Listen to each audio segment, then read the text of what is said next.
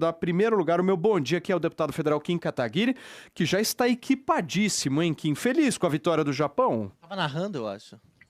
Olha, eu tava torcendo pro empate, né? Você tá parecendo um Galvão. Não resisti. Vamos pra galera. Não, vai embora, hein? Olha, com esquerdista até que você é engraçado, hein? Você tá a cara do Galvão Bueno, Kim. Já não basta o Renan me chamando de fonão, agora eu sou comentarista de jogo de futebol. Pô, tá bem parecido mesmo. E aí, Kim, tudo bem? Bem, amigos. Certo. Tudo tranquilo? Tudo Você bem. tá em Prazer Brasília aqui, agora? Paulo. Tô em Brasília. Boa. Kim, vamos falar sobre todos esses projetos aí. O povo tá um pouco bravo aqui com alguns deles, mas a gente vai por partes. O primeiro projeto que eu quero conversar contigo é aquele que você propõe vínculos socioafetivos, que esses vínculos não sejam reconhecidos como parentesco. E aí, portanto, esses vínculos entre as pessoas não gerem o direito ou a obrigação de pagar pensão alimentícia.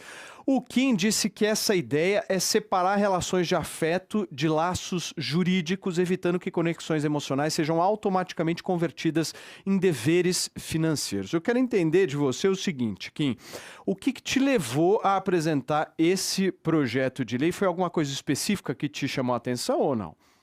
Foram os julgamentos mais recentes do STJ que criaram essa figura, né, da pensão socioafetiva. Então, o primeiro ponto é que ela é ilegal, porque não está prevista em lei, né? Foi criada pelo STJ com uma jurisprudência criativa ali, que eles fizeram uma interpretação criativa da legislação.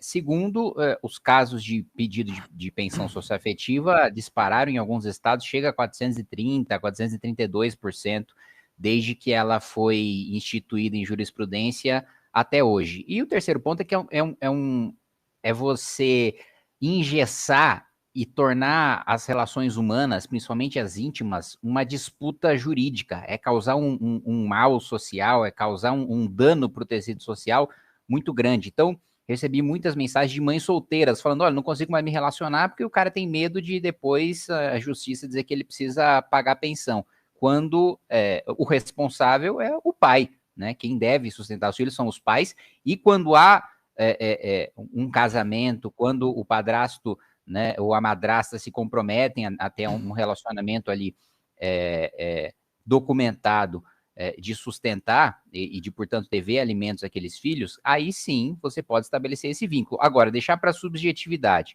do judiciário decidir, caso a caso, aquele que pode ser equiparado a pai ou pode ser equiparado a mãe, com base em critérios que nem na lei estão, isso eu acho bastante complicado. Sim. Daí, em razão dessas decisões, que eu decidi apresentar esse projeto. Pediu, Reis. Então, basicamente, se a pessoa tiver com um relacionamento formalizado, né, não mudaria nada, certo? Não muda nada, perfeito. Então, o que muda? Então, o que muda é justamente porque hoje, em não estando formalizado, o judiciário tem concedido pensão. Inclusive, há um caso de uma mulher que recebe a pensão do pai e de 2 ex-padrastos. É esse tipo de anomalia que a gente quer acabar, entendeu? Isso que muda na prática. 2 padrastos? Pô, isso é negócio. Ex-padrastos. Isso é business. Não, e é ex, não é ex-padrasto. Business. Business. Como é que fala, Fê? Business. Muito bem. Business. O Diogo, eu não sei se você tem pergunta para o Kim sobre esse assunto. A gente vai dividir em partes, tá? Tem vários projetos aí. Vamos falar da bomba. Aliás, a bomba o Regis gostou, né, Regis? Não, esse papo da bomba é um absurdo total. Você bomba é da hora, gostou, sim. bomba é da hora. Calma. Absurdo Calma total. que você gostou. Mas vamos por partes. Primeiro da pensão. Fala, Diogão. Bom dia, Kim. Um prazer falar com você. Obrigado por você dedicar esse tempo a nós aqui. Mas você não acha que justamente cada caso é um caso e que uma lei ela generaliza como se todos fossem idênticos e nunca vai ser resolvido de uma maneira única? Não, na realidade, primeiro, não dá para a gente deixar para uma subjetividade de uma jurisprudência vacilante decidir casos concretos. A decisão em casos concretos, né, a lei ela não é nada mais do que um quadro em que dentro daqueles limites, de acordo com o caso concreto, o juiz pode dar a sua decisão, pintar ali de acordo com a realidade. Agora, a questão é que hoje a gente não tem quadro nenhum, a gente tem um nível de subjetividade infinito, porque não existe baliza para esse tipo de decisão. E o segundo ponto é de que eu, sinceramente, não vejo nenhum caso concreto plausível, razoável, em que você deixe um juiz analisar uma relação afetiva entre um padrasto ou uma madrasta e o seu afilhado para depois decidir se vai ter pensão ou não ter pensão. Eu tenho com muita segurança na minha cabeça que, primeiro, os principais responsáveis são os pais, né? Então, quem é responsável por pagar a pensão é o pai biológico daquela criança. E se aquela mulher, aquele homem quiser ter um outro relacionamento e essa outra pessoa desse outro relacionamento quiser assumir a responsabilidade pelo filho, aí você tem uma união estável, aí você tem um casamento. Já existem balizas objetivas para isso. O que não dá é para a gente deixar solto do jeito que está hoje. Vamos criar rapidinho uma situação hipotética em cima de um caso que você conhece. A Tabata Amaral, também deputada, fala muito que o padrasto dela a adotou como filha e não o pai. Ele veio a falecer, não teve sucesso, mas enfim, suponhamos que ele tivesse tido um sucesso na vida e ela pedisse pensão. Não poderia, nesse caso, então? Não, na realidade, a pensão socioafetiva, né, da jurisprudência do STJ não é para esse tipo de caso. É para o caso do pai vivo, do ex-padrasto vivo, da ex-madrasta viva, que cria Não, é sim, por isso que eu falei, supostamente... supondo que ele estivesse vivo e muito bem de vida. Isso, Só para não, para esse caso... Não, para esse caso não se aplica primeiro, porque a partir do momento que ele tem a tutela, que o padrasto tem a tutela dela, há o vínculo formal, diferente de um vínculo artificial criado pela jurisprudência do STJ da pensão socioafetiva. É diferente, porque ele já está sob os cuidados, ele já oficialmente é o tutor daquela criança. Muito bem. Kim, teve um outro projeto que você propôs que está propondo a suspensão de benefícios sociais de famílias cujo os filhos agredirem professores dentro das salas de aula. Eu quero que você possa explicar para a gente, didaticamente assim, como é que vai funcionar isso. Olha, é uma coisa muito simples, né? A família está no cadastro único, né? Uma das obrigações de você receber o Bolsa Família é o filho estar matriculado na escola. E o mínimo que se espera é que esse filho se comporte dentro de sala de aula, que ele não agrida o professor, né? Então, a partir do momento que houver uma agressão física, há notificação imediatamente para o gestor do cadastro único para que essa família tenha o benefício suspenso. Se houver agressão verbal para o professor, primeiro a família vai receber uma advertência, na segunda agressão verbal recebe outra advertência, na terceira tem o benefício suspenso, né? Eu iria além, tá? Outros países condicionam a concessão de benefícios sociais não apenas à matrícula, né? Mas também a assiduidade, o bom comportamento e a nota, o desempenho em sala de aula, que a gente sabe também que no Brasil é sofrível. Mas um primeiro passo de mínimo razoável para vários casos de violência que nós encontramos nas escolas, seria esse critério básico que vem de casa, né, do aluno, de uma criança, de um adolescente, não agredir fisicamente o professor. Por que você está bravo? Mesmo porque uma das principais reclamações que eu recebo de professores da rede pública, da rede estadual do Estado de São Paulo, é a falta de autoridade em sala de aula, de não conseguir impor ordem dentro da sala de aula e, portanto, não Isso interessa existe, né? o quão boa é a aula que ele preparou, não interessa o quão bom é o material que o Estado está fornecendo, se ele não consegue dar aula. Né? Vamos lá, Regis. Deputado, eu vejo essa proposta de lei uma coisa que acaba punindo a família de uma maneira até meio injusta. Porque vamos supor que uma família tenha 2 ou 3 filhos na escola e o comportamento de um deles é absurdamente recriminável. Aliás, eu acho um absurdo. Eu sou de uma época que o aluno sequer levantava a voz contra o professor. Agora, nesse caso específico, uma família, por exemplo, que tem 3 filhos numa escola, ou 3 filhos, maioria, né? ou 3 filhos nas escolas. Quer dizer, pelo comportamento de um imbecil, adolescente, ou whatever, a família inteira vai perder esse benefício, inclusive tendo outros 2 filhos com comportamento exemplar. Isso não é muito injusto? Não. A obrigação da família, é o mínimo que a família tem que fazer, é educar um filho para não bater num professor. Me desculpa, a família tem que ser penalizada duramente, sim. E se alguém tiver alguma ideia de uma penalidade mais rigorosa, por favor, me envie que eu faça um outro projeto. Eu acho que essa é uma penalidade básica, né? Primeiro que dos requisitos para receber o programa é frequentar, né, a escola e estar matriculado. O mínimo do mínimo é que a família dê educação para que o filho não bata no professor. Eu não estou nem falando da educação, que eu também considero mínima básica, do aluno prestar atenção na aula, do aluno não ficar conversando conversa paralela na sala de aula, do aluno ter boas notas, que para mim também seria o básico. Eu tô falando de você educar um filho para não bater numa pessoa. Desculpa, uma família que não tem esse nível de educação em casa para que o filho não bata numa pessoa, não pode se pedir no Ô, Fala, deputado, Reis. a gente sabe que as pessoas que utilizam do Bolsa Família são famílias com vulnerabilidade social altíssima, e que muitas das vezes precisam de acessos muito mais importantes, como, por exemplo, melhorar a própria educação das escolas, melhorar a saúde, acesso à creche. Às vezes é uma mãe solteira que tem vários filhos e que mal consegue trabalhar porque não tem uma creche ou um serviço de saúde adequado na sua região. Quais são os seus projetos nessas outras áreas? Porque eu imagino que punir pode ser um lado, mas o que a gente tem que fazer? Talvez a gente tenha que melhorar também a saúde, a educação, a creche. Isso está acontecendo? Você tá uma esquerda muito soft, né, Reis? Leve, Não, mas né? sabe qual que é o Agradável. problema? Sabe qual é o problema que eu vejo? Eu vejo o seguinte, que todo mundo sabe disso, que uma família vai educar seus filhos e cada um dos seus filhos vai ser uma pessoa diferente. Não tem como você Mas, posso falar, mas generalizar isso. nesse ponto eu concordo com Kim em um aspecto. Todos têm um mesmo pai e uma mesma mãe. Às vezes nem tem pai, às vezes, sabe, tá Não, mas tem o mesmo. Vamos lá, vamos corrigir. Tem um mesmo responsável. Sim, Se sim. não for pai, se não for mãe, tem alguém que vai responder pelos três. Essa pessoa tá, às vezes, numa Tá correria certo? tão grande, uma vulnerabilidade tão pesada. Eu sei, que mas- ela não tá conseguindo, às vezes, mas nem se resolver não isso. implementar de alguma forma. Você tem 2 filhos sensacionais, maravilhosos, isso aqui. Aí você tem uma ovelha ali, uma ovelha negra lá, uma coisa. A família inteira vai ser Você prejudicada. não era ovelha negra da sua família. Claro que não, muito pelo contrário. Um cara, Muito era um bem. cara muito bom. Deixa eu só passar pro Kim. Kim, vou te pedir para você ser um pouco mais breve, porque tem várias outras perguntas chegando aí. Diga. Tá, 2 pontos. Primeiro, do ponto de vista de gestão de serviço público, né?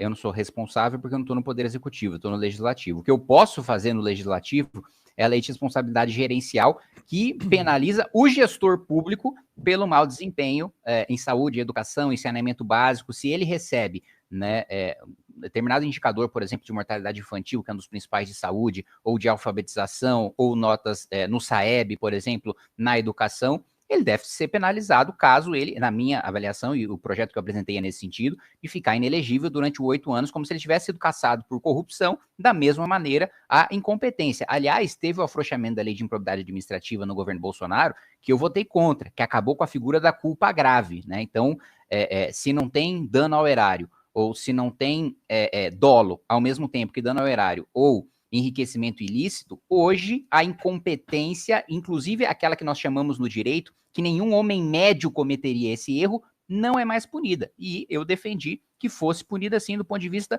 do gestor público. A outra questão que eu queria colocar, olha, eu tenho um exemplo na família, tá? Em situação de vulnerabilidade, com muitos filhos de mãe solteira, que foi o caso da minha avó. Minha avó teve ali seus 10, 11 filhos. Meu avô morreu muito cedo, num latrocínio, ele era caminhoneiro. Meu pai tinha seus 10, 12 anos de idade. E minha avó criou sozinha 10, 11 filhos, né? Com a maior parte dos filhos. Meu pai, um dos mais velhos, com 12 anos de idade, ajudando a criar todos os outros, sem receber Bolsa Família. E nenhum deles nunca chegou perto de erguer a voz para um professor.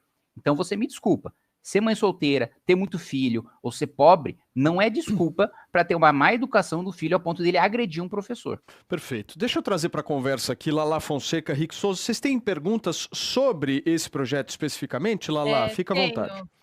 Eu tenho uma questão, porque assim, talvez esteja sendo desconsiderado os transtornos no neurodesenvolvimento. Né? A gente tem o transtorno de oposição desafiante, a gente tem o transtorno de conduta.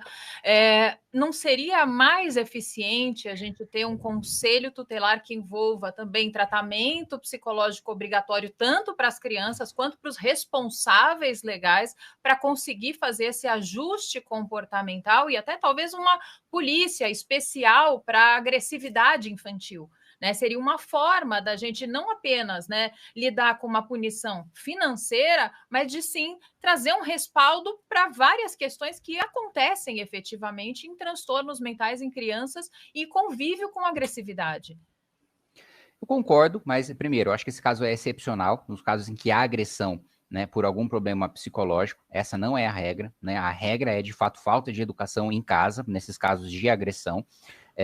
Agora, para concessão de programas sociais, inclusive o modelo de renda básica no qual foi baseado o Bolsa Família, implica, inclusive, na obrigatoriedade da família periodicamente se consultar com o médico da família, de ter um acompanhamento pelo Centro de Referência de Assistência Social. Infelizmente, esse modelo de contrapartida para que a família tenha, por exemplo, se tem um idoso em casa, ele ser encaminhado para o centro-dia, se tem um problema de alcoolismo, ser encaminhado para o CAPS.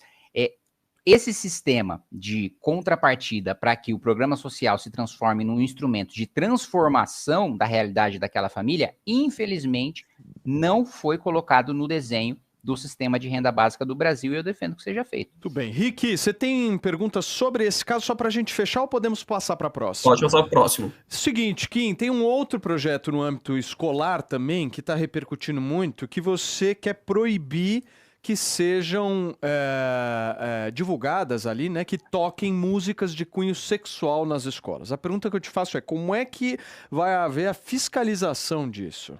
Escolas públicas e privadas, né? Escolas públicas e privadas. O responsável é o diretor da escola. E em havendo qualquer notificação de pais, né, imediatamente a autoridade administrativa pode atuar. Não defendo que tenha nenhum tipo de fiscalização ostensiva especializada para isso, mesmo porque a maior parte de denúncias que a gente recebe nesse sentido vem dos próprios pais, vem da própria comunidade.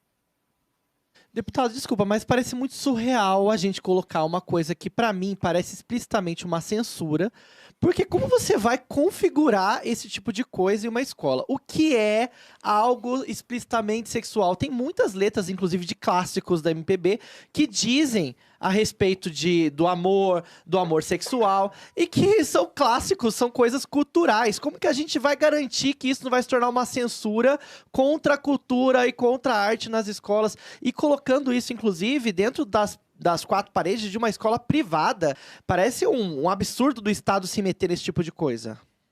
Não, na realidade, na nossa Constituição prevê a primazia do interesse da criança e do adolescente, né? Uma escola privada não pode dar acesso a nenhuma criança a algo que possa colocar em risco a sua saúde mental ou que possa comprometer o seu desenvolvimento, né? A escola privada não é um estado privado com as suas leis próprias, né? Existe o interesse e a defesa do direito de qualquer criança e adolescente, que independe do instituto privado da escola e, por vezes, até da própria tutela dos pais, né? Um pai não pode causar uma lesão grave para um filho sob a justificativa de que é o seu filho e ele faz o que bem entender com ele. Daí, sem dúvida nenhuma, tende a haver uma atuação estatal. Em relação à sua preocupação, primeiro ponto, a gente está falando de pornografia explícita. É isso que diz o texto da lei, não é sobre todo conteúdo sexual ou amoroso, nem nada do tipo. E do segundo ponto, eu acredito também na razoabilidade das decisões que vão ser tomadas com base nessa legislação, de não impedir o estudo de nenhuma música que esteja lá por uma razão puramente acadêmica. Não é disso que se trata a legislação. São casos patentes, são casos evidentes, né, de músicas que não têm a menor compatibilidade com o ambiente escolar, que não é que ela está sendo dada dentro da sala de aula, mas muitas vezes tocada no intervalo para uma criança que está no ensino infantil escutar sobre novinha sentando no colo de alguém. Aí você me desculpa, mas não há adequação em relação a isso. Ô, deputado, eu particularmente, eu sou absolutamente contra o Estado determinar o que as pessoas devem ouvir ou não. Agora, no caso específico das crianças, eu vejo isso uma ingerência um pouco absurda, porque seria muito mais fácil se fazer um tipo de controle em relação ao fato de uma canção explícita, e eu detesto esse tipo de música, seria muito mais fácil fazer um tipo de controle do quão essas canções sofrem algum tipo de radiodifusão. Já tem uma classificação etária. Então, pois do que agora você botar na escola gente patrulhando o que a criança deve ouvir ou não. Mas não foi isso que eu disse. O que eu disse logo no começo, não vai ter ninguém patrulhando nada. Foi o que eu deixei claro no começo. Mas como vai fiscalizar, então? São notificações dos próprios pais que eles vão fazer para o diretor da escola e o diretor vai tomar as providências necessárias. Não precisa ter um fiscal público lá dentro. Mas, deputado, os pais não é assim porque hoje não há essa vedação. Me desculpa, Os pais essa não... lei surgiu justamente por causa de reclamações de pais que receberam, que inclusive mandaram vídeos disso acontecendo. Então, assim, eu não estou dizendo que essa legislação precisa ser fiscalizada como um Big Brother, porque nenhuma legislação o é. Eu estou falando que nesse ponto é especificamente da própria comunidade acadêmica, dos próprios pais, que se sentirem, né, incomodados com isso sendo veiculando para suas crianças de maneira inadequada, vão fazer essa notificação. Não vai haver nenhum tipo de criação de estrutura, de burocracia estatal para a implementação dessa legislação. A própria comunidade acadêmica e os próprios pais que se sentirem incomodados vão fazer essa notificação. Diogo, por favor. Eu fico pensando, de um lado, o deputado diz que não pode deixar coisa de 1.000, 2.000 juízes, no máximo que tem da família, decidirem da sua cabeça sobre a relação entre as pessoas. E, de repente, faz uma lei que transfere a 400.000 diretores de escolas públicas decidirem quais músicas são pornográficas, são ofensivas ou não. Eu fico pensando, então, Rita Lee tem músicas que não poderão ser tocadas. Como é que fica essa decisão? Me parece completamente sem sentido, sem lógica de resolver. Uma lei para todo o país querendo unificar isso, não dá certo. Pode falar, Kim. Olha, para ser muito sincero com você, se a gente estivesse numa sociedade saudável, né, isso seria tão óbvio, mas tão evidente, que nem precisaria de legislação para isso. Mas, infelizmente, está numa sociedade tão doente, tão deficiente, a ponto de músicas pornográficas serem colocadas para crianças. E veja, não há... É falsa a simetria que você coloca sobre a lei em relação à pensão socioafetiva, né, e essa questão dos diretores de escola. Porque a minha preocupação da lei de pensão socioafetiva é, primeiro, a decisão ilegal, sem respaldo em legislação, né? O problema é não ter limite nenhum, baliza nenhuma, desenho legal nenhum para que essas decisões sejam tomadas. Não é se a decisão é ilegal, tem que atacar a decisão e não uma nova lei para resolver. Não, mas a nova lei ataca a ilegalidade de jurisprudência legal, né? Mesmo porque a jurisprudência não vincula a atividade legislativa. Toda atividade legislativa tem presunção de constitucionalidade, né? E eu digo que é ilegal, né, do sentido de que não há lei positivando aquele entendimento. Mas a jurisprudência, ela pode ser criada em vácuo de legislação e também ter presunção de legalidade, né? Quando eu digo que é ilegal, eu digo que ela não está positivada e que, por isso, há um nível de arbitrariedade em que o juiz, sem nenhuma baliza legal, pode tomar sua decisão. Esse é o meu ponto, que é diferente do outro ponto em que eu crio uma baliza muito objetiva em relação à pornografia explícita para crianças.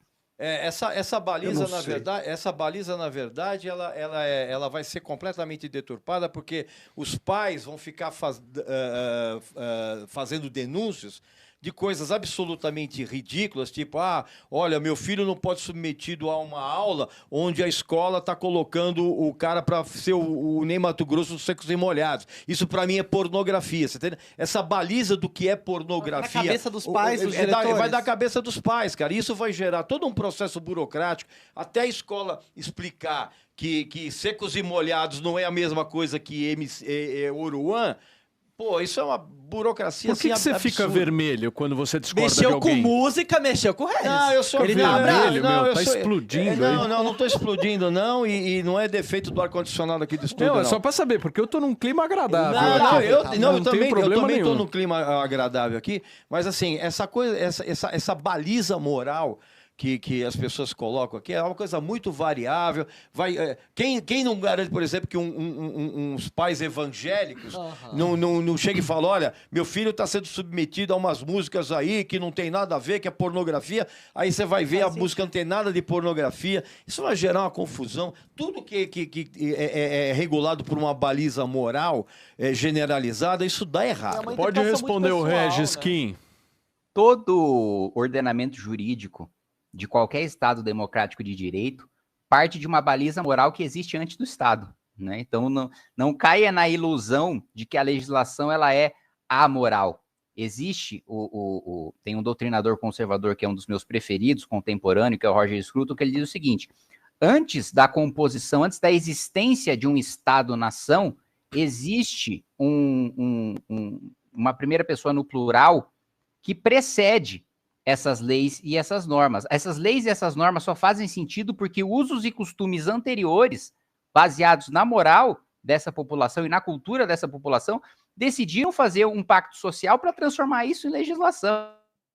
Então, assim, não acho razoável colocar uma baliza moral. Toda legislação é baseada numa baliza moral, inclusive de sociedades diferentes com morais diferentes. Então, assim, me desculpa, eu acho que é um desconhecimento em relação à própria formação, à própria fonte do direito. Vai ficar muito solto, é Tudo isso que a bem. gente tá falando. Vai ficar solto. O pai define, o diretor define.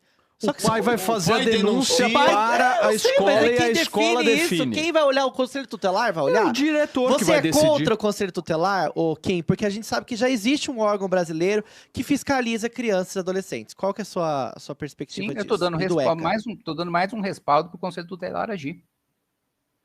Muito bem. Agora, Regis, tem um outro projeto que eu sei que você ficou extremamente feliz e a gente comentou aqui, viu, Kim, sobre esse projeto. O Regis, ele ficou nervoso em relação a isso, eu não entendi, que é a preocupação dele do Brasil produzir bombas nucleares, não é, Regis Tadeu? Isso é um absurdo total. Não, eu entendo a tua posição. Não tem nada mais desconectado.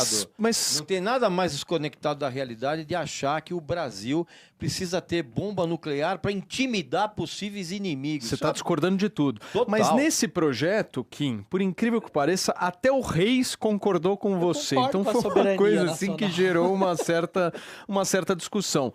Mas eu queria que você pudesse explicar para a gente da onde você tirou essa ideia e por que essa pauta agora? Nós estamos sendo ameaçados?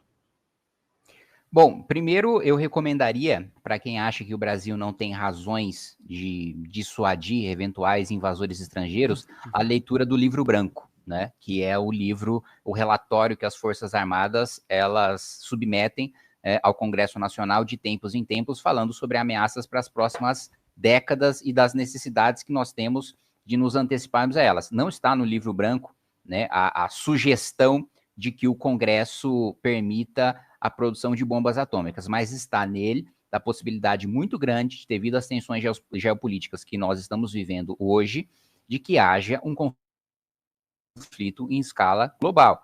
Eu devo lembrar a vocês, vamos lá, só para pegar uma notícia das últimas semanas, né? Nós estamos vendo os Estados Unidos enviarem mísseis Tomahawk para eventualmente serem utilizados pela Ucrânia para atacar território russo. Nós estamos vendo toda a União Europeia, né, falando em dobrar a proporção do PIB em defesa e em preparação uma guerra com a Rússia. Nós estamos vendo tensões crescentes da China invadindo, né, o espaço marítimo do Japão e fazendo exercícios militares cada vez mais agressivos em Taiwan.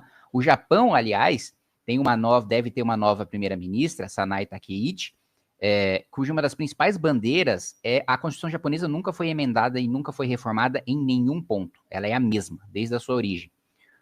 A primeira vez que eles querem fazer uma modificação é do artigo 9º, da proibição do Japão ter forças armadas. Hoje o Japão só pode ter forças de autodefesa. Não só o aumento da proporção em defesa e de investimento em defesa do PIB deve aumentar no Japão, como também a revisão do artigo 9º para se preparar, porque eles sabem que se a China invadir Taiwan, o próximo passo é o Japão. E tanto a diplomacia chinesa como a diplomacia japonesa tratam isso muito a sério. Então, eu não acho razoável que a gente dependa de Estados Unidos, que a gente dependa de OTAN, que a gente dependa de qualquer força internacional. Vamos supor que a gente se alinhe, né, a China, em termos geopolíticos, a China, a Rússia, né, ao Irã, e dependa da defesa desse país. Eu não acho que, independentemente da aliança que a gente faça internacionalmente, que a gente deva depender de ninguém, né? E mais do que isso, nós temos já tecnologia, né, em termos de usina nuclear para geração de energia, que já nos daria um head start, principalmente em relação ao Irã, que teve um programa de 30 anos, né, 150 bilhões de dólares. O nosso seria mais rápido, mais barato e com um instrumento de dissuasão que a gente não pode deixar um monopólio para países desenvolvidos. Deputado, com todo o investimento nessa propensa loucura que o senhor está propondo, não seria muito mais fácil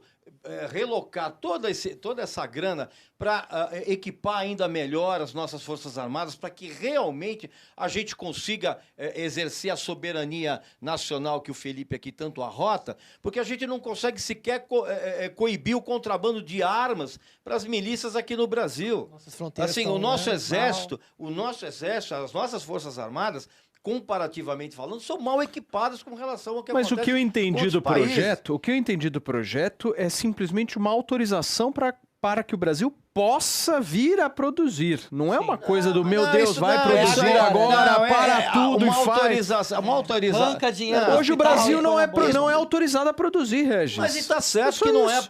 não é. Mas Você por tem que não é certo? Porque você vai produzir Pensamento de futuro. energia atômica para bomba para você ter uma carta no teu joguinho de truco mundial. Vai Só- confiando tem que no ter- Paraguai. Não, Confia no Paraguai pra você tem que ver. ter- Exatamente, É, não. vamos- Mas peraí, confia eu no vou concordar Paraguai. com o que ele falou. É realmente uma Exatamente. ameaça incrível. A Nós gente vamos vai ser ter uma carta no Truco Mundial hoje. Agora nós a gente vamos ser vai ficar sem invadidos carta pela nenhuma. Argentina.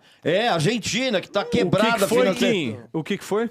Não, eu quero concordar com ele. Ele falou, não, vamos ter uma carta no Truco Mundial. Exatamente. É melhor do que a gente ficar sendo obrigado a escutar 6, 9, 12 e ficar calado. Não, o né? que é muito melhor, deputado, é nós equiparmos as nossas... Já que a gente está tão preocupado com soberania nacional, é muito melhor equiparmos as nossas Forças Armadas para que, inclusive, a gente tenha um controle de fronteiras eficiente do que ficar querendo jogar uma carta na manga do truquinho aí, depois... E aí, sem Regis. E o Brasil não tem nem... Regis. O nobre deputado, evidentemente, deve jogar truco. O meu deputado, o Brasil não tem nem casal maior. A gente não tem nem casal maior. Eu só quer ainda... Ô, Regis, Puta, meu, hoje tio você do tá do boteco tá contra, hein, foda, meu? hein? Nem que Amargo, sabe, né? não, Uma ratinho coisa do boteco. pesada, né, Fefe? Diga. Kim, deixa eu te fazer uma pergunta referente a esse projeto da produção de armas nucleares. Quando a gente debateu aqui esse assunto, eu falei que eu acho que o projeto é válido porque, pelo sim, pelo não, mesmo com todos os tropeços e como o Brasil se desenvolve, nós estamos entre as 10 maiores economias do mundo. Então, claramente, num avanço aí dessas questões, né, geopolíticas, de possíveis guerras, o Brasil poderia ser alvo. E ao contrário do tio, se você não tem um zap pra jogar, você vai se defender como? Não, o Regis tá querendo confiar na Bolívia. Não. Confia na Bolívia, Não, Regis. Ele quer abrir as cataratas. Confia. O que eu tô Segue firme nessa tua inacreditável linha. é achar que a Venezuela pode invadir o Brasil. Vamos. Qualquer vamos ter país uma Você boa- tem alguma Para, dúvida meu. disso? Para, que de brincadeira. Você tá brincando, amigo. Você acha que nós vamos ser invadidos por um país que o presidente parece o professor Girafales? Para, meu. O argumento, o Regis, eu gosto do Regis, que ele para traz com isso. argumentos Não, porque eu bons. gosto é que ele vem preparado. Ele vem preparado. Não, Muito bem. Ô, Kim, deixa eu só passar pro Diogo da Luz. Diogo, você quer só finalizar esse tema pra gente passar pros próximos? Porque daqui a pouquinho eu vou falar de Nicolas Ferreira com você, hein, Kim? Você tá arranjando confusão com o Nicolas, hein? Eu quero entender por quê. Eu achei que eles, poderiam Iam fazer uma aliança um dialogar dia, ali, né? mas não. Parece que não. O Renan veio aqui e chamou o Nicolas de Virgínia da política. Pegou pesado, hein? Chamou Pegou de trambiqueiro. pesado. Pois é, nós vamos falar disso já já. Mas Jogo da Luz, você é contra esse? Porque se não for, também não vai nem falar, não é, Reis? Pra falar a favor, não vale a Se pena. junta na bancada do Kim, se for falar. Não, mas eu tenho que falar a favor. Basta lembrar, se a Ucrânia não tivesse entregue as bombas nucleares que tinha para a Rússia, não teria sido invadida. E basta os russos emprestarem, seja para a Bolívia, para o Paraguai ou para a Venezuela, 2 ou 3 bombinhas atômicas, que nós estamos na Bombinha lona, não atômica, teríamos ó. nada que fazer. Então, a melhor forma de se proteger é estar pronto para a guerra, porque daí as pessoas não atacam. Mas eu queria deixar uma reflexão rapidinha para você. Essa medida sobre educação, claro, ninguém quer ver professor apanhando, óbvio que não, isso está erradíssimo, mas tem que punir o caso. E normalmente é gente com mais de 16 anos que bate em professores.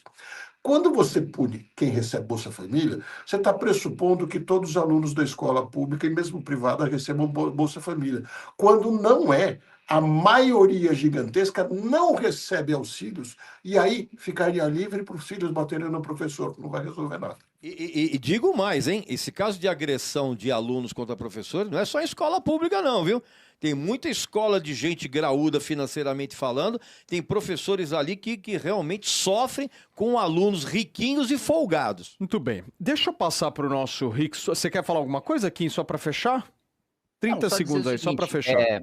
Estou 100% aberto a sugestões que ampliem, né, e que você tenha sanções em relação a repasse de dinheiros públicos de pessoas que estão recebendo outro tipo de benefício, né? Para mim, independentemente de classe social, independentemente de depender ou não depender de Bolsa Família, não acho que a agressão seja justificada de qualquer maneira, mas também a gente não pode tratar o assunto como se hoje fosse legalizado agredir professor. Muito bem. Kim, a gente tem aqui no programa, eu queria apresentar para você o nosso queridíssimo Rick Souza, publisher do site TV Pop, tem um programa aqui no canal, chiquérrimo. Ô, Rick, eu queria... Você fica à vontade para perguntar o que você quiser, mas se você quiser falar do Nicolas Ferreira, eu não vou achar ruim. Ninguém vai induzir você a falar nada. Jamais. Sempre sobra para mim as perguntas mais polêmicas. Mas, então, tá tendo essa rinha. Vocês dois são políticos jovens, têm ideais que teoricamente são em comum, e o Missão está batendo muito de frente. Como o próprio Paulo relembrou, o Nicolas foi chamado aqui semana passada de Virgínia Fonseca da política. Isso tudo é uma disputa política pelo espólio do Bolsonaro, que evidentemente não vai se candidatar no próximo ano, não vai rachar ainda mais a direita e acabar favorecendo a reeleição do Lula, porque a direita tão pulverizada do jeito que está, tudo leva a crer que vai ser difícil até mesmo chegar no segundo turno. Vamos lá. Pulverização de campo político não leva ninguém a vencer no primeiro turno. Tá? Mesmo porque vamos supor que a gente tenha 10 candidatos de direita e os votos da direita se dividam entre esses 10 candidatos. Isso não ajuda em nada o Lula, porque ele não vai fazer com que ter mais candidatos de direita não vai fazer com que alguém passe a votar. Do voto útil. Se a esquerda se unir em torno da candidatura dele para anabolizar, a gente já viu movimentos assim. Não muda nada. Não muda absolutamente nada. O Lula não ganha voto nenhum por ter mais candidaturas à direita. Esse é o primeiro ponto. E vamos reforçar, ninguém tem voto para ganhar as próximas eleições no primeiro turno. Então, independentemente do número de candidaturas em qualquer um dos campos políticos, ninguém tem voto nas próximas eleições, no cenário atual de candidatos que nós temos, para vencer as eleições do ano que vem. Kim, se a direita colocar o Zema, o Lula leva no primeiro, hein? Isso é fato. Isso é fato. Deixa eu colocar uma coisa importante aqui. Não há nenhuma disputa por espólio do bolsonarismo, porque nós fazemos oposição ao Bolsonaro pelo menos desde 2019, né? E nós nunca tivemos um alinhamento ao bolsonarismo a partir do momento que ele traiu as suas próprias promessas de campanha. E daí vem uma diferença fundamental entre mim, o Renan, com o Nicolas Ferreira, que sempre fez questão de defender e de obedecer em absolutamente todas as ordens de Jair Bolsonaro. Eu lembro mais recentemente, aqui na eleição para a presidência da Câmara dos Deputados, que perguntaram para o Nicolas, por que você votou no Hugo Mota? Porque o Bolsonaro mandou. Mas peraí, primeiro que o parlamentar é você, o mandato é seu, os eleitores votaram em você. Você entende a dinâmica da Câmara dos Deputados e do Congresso Nacional. Então, não houve negociação para colocar em pauta projetos que, por exemplo, esvaziam os abusos do Supremo Tribunal Federal ou que promovam um corte de gastos ou corte de impostos para a gente frear o governo Lula, e aí você vota independentemente disso porque o PL negociou cargos na mesa diretora ou presidências de comissões. Então, primeiro, não há nenhuma disputa de espólio de bolsonarismo, porque nós, inclusive, nas últimas eleições, fomos muito duros em relação ao Bolsonaro e não votamos no Bolsonaro, como não votamos no Lula, anulamos o nosso voto com muita convicção. Agora vamos ter um candidato próprio à presidência da República. Então, não é uma disputa pelo bolsonarismo, porque o bolsonarismo nós já não temos e não pretendemos ter. Né? Então, eu acho que isso precisa ficar claro das diferenças fundamentais. Essas diferenças ficaram mais gritantes nos últimos tempos, primeiro porque o Nicolas votou a favor da PEC da blindagem, que eu fui absolutamente contrário, obstruí, e ainda bem que a gente conseguiu barrar no Senado. E do segundo ponto, do requerimento de retirada de pauta que eu apresentei contra a MP, que aumentava a taxação em cima de investimentos agrícolas, investimentos imobiliários, e foi de minha autoria, a gente conseguiu derrotar o governo Lula. O Nicolas disse que votou errado e votou junto com o governo Lula para aumentar imposto. Então, assim, não dá para não ressaltar essas diferenças em votações tão importantes. O deputado, vocês estão criando um novo partido, né, que ainda não está exatamente oficializado, né, mas caso tudo dê certo como vocês planejam, no próximo mandato, vocês não terão que fazer alianças no Congresso? Como vai ser a atitude do Missão perante a isso? O que vocês vão articular? Porque a gente sabe que, no fim das contas, todo mundo acaba se juntando, ou vai pro Centrão, vai para sei lá onde. vamos ser sinceros, esse negócio de vou para revolucionar na política, sabemos que isso não é bem assim que Mas acontece. você também é contra criar partido novo? Eu não entendo. Sou Você é totalmente contra tudo. Você Sou totalmente contra, porque ideologicamente falando é igual a todos os outros, cara. Não tem esse E as negócio. alianças acabam Não, pendurando aí pro chega lado, na pô. hora. Não, aí tem que você fazer me desculpa. Aí tem que Não, fazer não, aí você me alianças, desculpa. tem que não sei o quê. Não, aí você me Vamos se desculpa. aliar com o Aí- Centrão, porque aí vai Não, vencer não, o aí você me- inimigo comum. O Regis Cara, é o de meio sempre. desiludido, Kim. Não, mas me desculpa, para ele dizer que o programa do Partido Missão é igual aos outros, ele com certeza absoluta sim, é especialista em desconhecer profundamente o programa do Programas de Partido partidos, Missão. deputado, programas de partidos são Programas só de são só colocados no papel e muito pouco colocados em prática. É o que eu sempre falo. Todo Vamos lá, nós partido, temos- todo político tem projeto de poder e não projeto de governo. Não acredito em ninguém, não confio em ninguém. Isso pra mim é tudo papo furado. Anarquista de cabelo pra cima. Tá bom, então beleza, nós temos um nihilista político aí, mas o ponto é o seguinte, Exatamente. ele não dá para você falar e não dá para você desacreditar aquilo que você desconhece, né? Mesmo para você desprezar, mesmo para você dar descrédito, ou mesmo para você considerar que seja mais do mesmo, você precisa conhecer. Não, Coisa que você a deixou muito história claro. já me mostrou, deputado. A história já me provou o quanto eu tô correto. Tá, eu acho que você não conhece então nem o programa do Missão e nem a história, né? Porque durante a história nós tivemos muitas figuras que mudaram os rumos do mundo, né? Com ideologias muito fortes, dos quais eles não abriram mão. Aliás, eu tô vendo que o Brasil Deixa se o cara tornou. falar, calma, meu. ontem ou anteontem nós tivemos aí o Margaret Thatcher faria 100 anos, né? E ela mudou profundamente, né, a Inglaterra, a maneira como se fazia a política dentro dos próprios Tories, dentro do próprio Partido Conservador. Winston Churchill, veja só, se houvesse só composições na história com o sistema sem nenhuma mudança, hoje o mundo poderia ser nazi-fascista, porque não teria um Winston Churchill enfrentando o sistema britânico, representado pelo Chamberlain, para fazer o enfrentamento contra a Alemanha nazista. Então, assim, há muitas mudanças na história por personalidades e por lideranças políticas que quebraram a maneira como seus próprios partidos conduziam o poder ao longo da história. Então, você me desculpe, mas isso que você está me dizendo demonstra Mas vocês vão se unir ao Centrão? desconhecimento histórico. Não, desculpa, vamos lá. Deixa eu colocar um ponto para vocês. Nós vamos ter 3 requisitos fundamentais. Se Renan Santos for presidente da República em janeiro de 2027, vai ter 3 requisitos fundamentais para quem queira ocupar cargos no governo para formar maioria dentro do Congresso Nacional. Primeiro, o sujeito precisa ser honesto, precisa ser ficha limpa. Critério que não houve nem no governo Bolsonaro, que teve, inclusive, integrantes centrais do Petrolão ocupando ministérios palacianos, nem no governo Lula.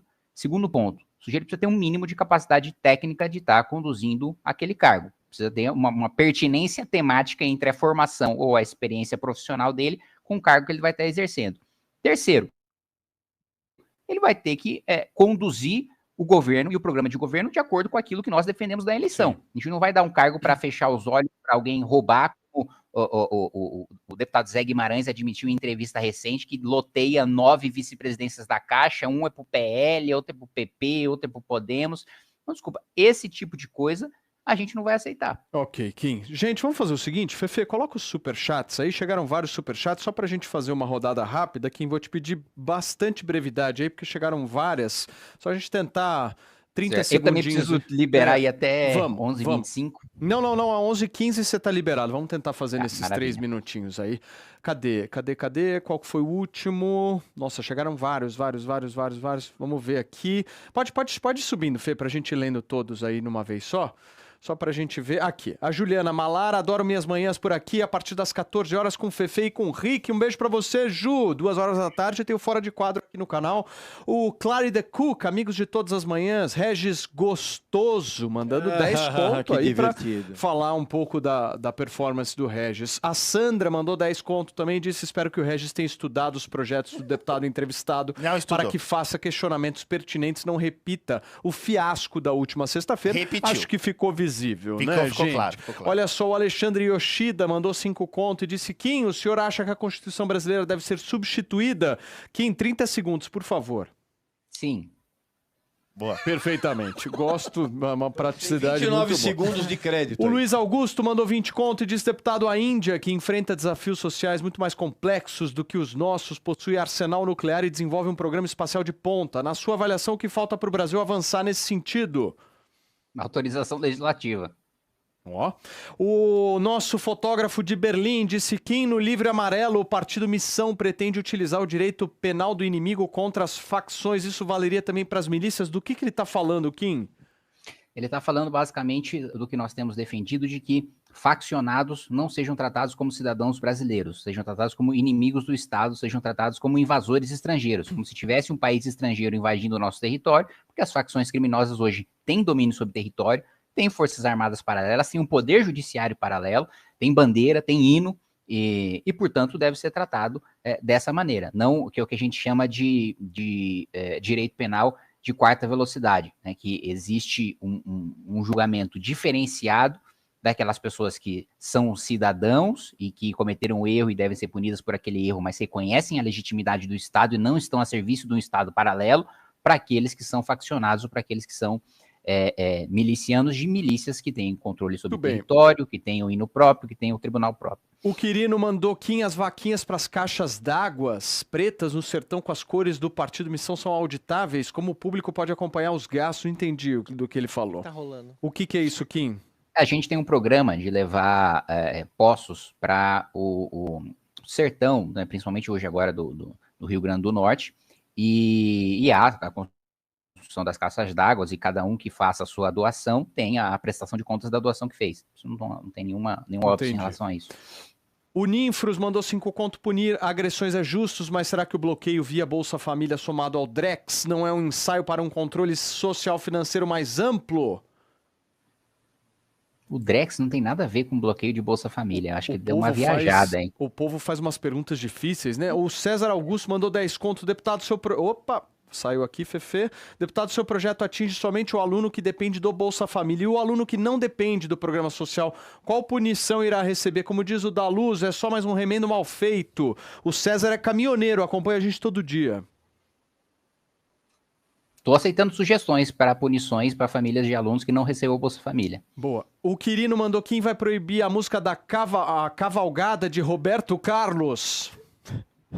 Não sei, não conheço a cavalgada do Roberto Carlos. Do pai, do aluno. O pai vai dele, não sei. O Iago Martins mandou 10 contos. Se caso a missão chegue ao poder, a única coisa que peço é que eles saibam a diferença entre um MC Pose do Rodo e facção central Oruan e Racionais. O Iago mandou aqui, dizendo que tem uma diferença. O Fernando Martínez mandou 5 contos. E disse: o renomado especialista em geopolítica, Regis Tadeu, conclui que o Brasil não precisa de capacidade nuclear dissuasória. É isso mesmo. Mandou precisa, o Sincerão 10 conto. O Brasil tem que focar em segurança e saúde interna, não em bomba nuclear. Quem tá atirando no escuro, que colou.